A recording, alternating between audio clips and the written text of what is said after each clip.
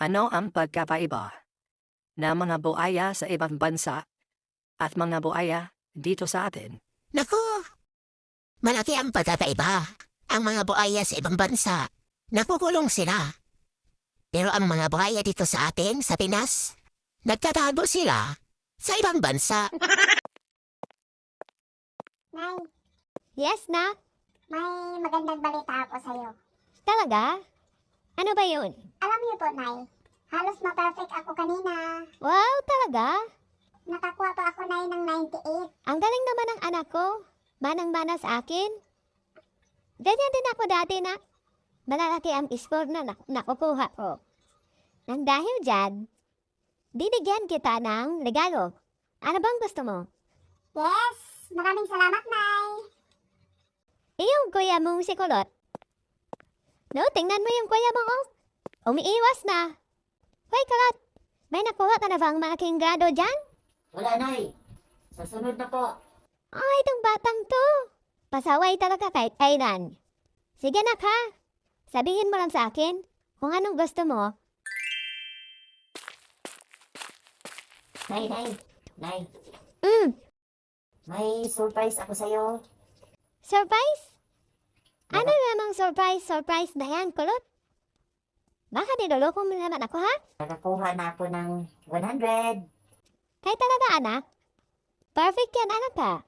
Nalampasan mo pa yung kapatid mo. 98 lang yan sa kapatid mo.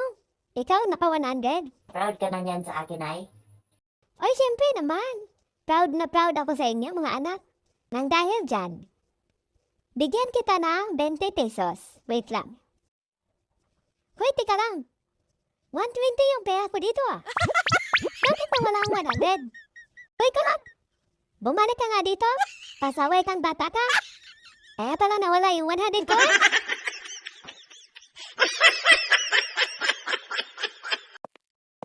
Kuya, Saan ka ba galing? doon lang sa barkada ko. Anong ginawa mo doon? Wala lang. Kuya, may tanong ako. Ano ba yun? Ano bang English ng maswerte ako lalaki?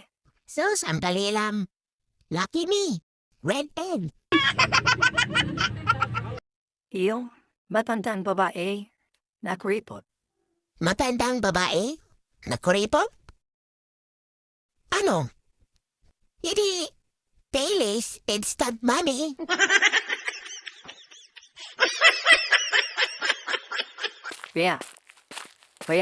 Kuya Borno, Ano ba yun? kung madaling ka talaga sa sabutan, may itatanong ako. Tika. Upo muna ako. Masagipin pa ako.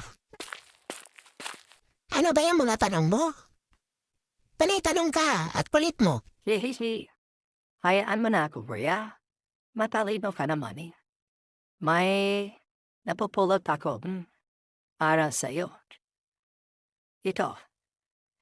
Ano ang pagkakaiba ng mga buhaya sa ibang bansa at mga buhaya dito sa atin? Naku! Malaki ang pagkakaiba. Ang mga buhaya sa ibang bansa, nakukulong sila. Pero ang mga buhaya dito sa atin, sa Pinas, nagtatago sila sa ibang bansa.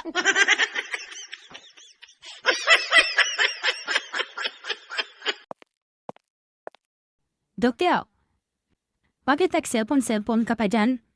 Di ka pa papasok? Late ka na ako, tanghali na. Di ko pala nasabi sa'yo. Tinanggal na ako kahapon eh. Ano? Tinanggal ka pa hapon? Kunting pagkakamali lang. Tanggal agad ang arte-arte. Sinong natanggal sa'yo? Ay, si Foreman. Sino pa ba? Napaka-arte. Anong pangalan ng forma na yan? Kilala ko ba? Yung Amerikanong hilaw, di ko lang alam kung nakita mo na yun. Amerikanong gilaw? Sige, huwag ka mong alala. Puntahan pa yan mamaya sa site niyo. At usap ako, natanggapin ka Ha? niya ulit ha. Ay, ikaw bahala. Kung pabalikin ako, di mas maganda.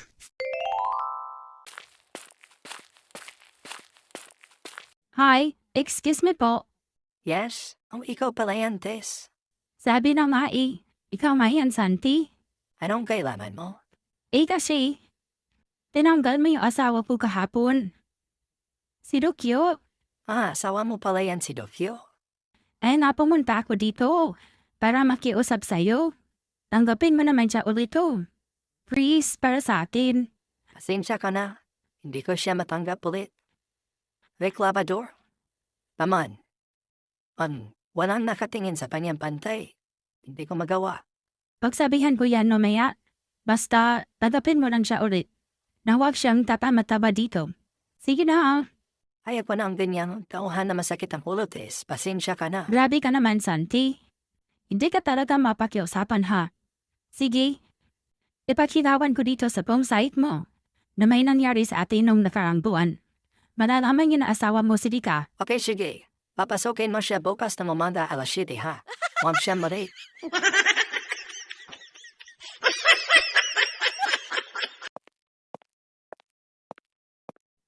Naku, Dokyo, may good news ako sa'yo. Ano ba yun? Magbibigay ang taga-barangay ng 10,000 ang bawat lalaki dito sa atin. Totoo ba yan? Lahat ng lalaki dito sa atin? Bibigyan ng 10K? Kailan ba? Next week. Pupunta ka ba? Siyempre, pupunta ako. Pera na yan eh. Sino bang tao na ayaw tumanggap ng pera? Libre yan, di ba? Punta ako. Pero may kondisyon. Ano? May condition pa? Bibigyan ka ng 10,000 pagkatapos mong ituloy. Ano, magpapa-schedule na tayo? Next week? Tingnan ko lang ha. Baka may trabaho na ako niyan. Sige ha, may gagawin pa ako. Ganon. Bakit ngayon ka lang? Late ka na naman, bata ka? Ano naman kaya ang iralason mo? Paano ba naman, sir? Hinabol ng nanay ko yung makulit kong kapatid.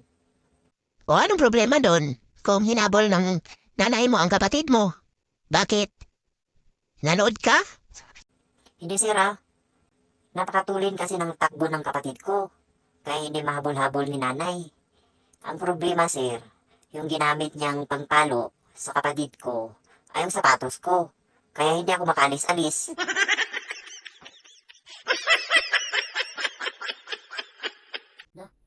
Sabon na hilaw at hinog.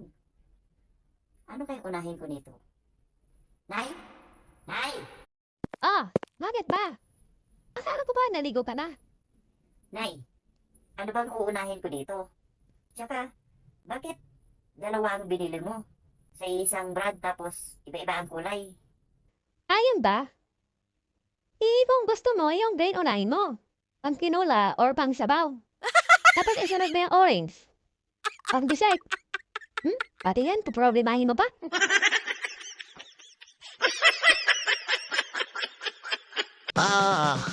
Dumating ka sa dulo. Kung hindi ka pa natawa, ilin ka! Pero pakilike at subscribe naman mga pare, mga mari sa aking YouTube channel. Salamat ng marami.